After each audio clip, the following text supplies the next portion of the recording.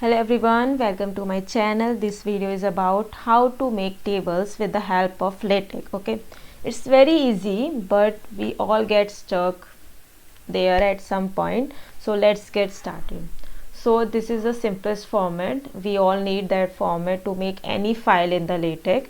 So it is backslash document class article, begin document with backslash obviously, and then end document. Okay, now to make tables we don't need any package for that. We have simple begin tabular environment, and in that we can easily make the simplest table. Okay, so this is the environment we need for the table. Okay, so now for the table we need columns and rows. So for that you will see straight line and see this, it represent that we're gonna have two columns in this table. Okay, so now we have first cell and this, and then second cell. Now this end will represent, this end will represent, will react as the cell separator here. So it will be the separator, it will separate this cell from this one. Okay, now this two backslashes will set the new row.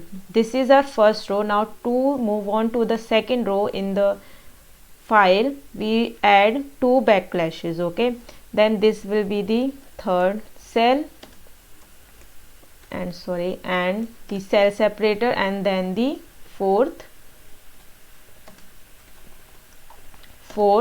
cell. Okay, so now if I enter this button, okay, then it will, if you so, okay, third spelling is wrong. So if you see, this is our table, first cell, second cell, third cell and fourth cell. If you see here we have incomplete table, it is not the familiar one table we are familiar with. So we have only one line that is separating two cells. We don't have any line that is separating rows and that is representing each cell separately. So what we gonna do, first we'll add lines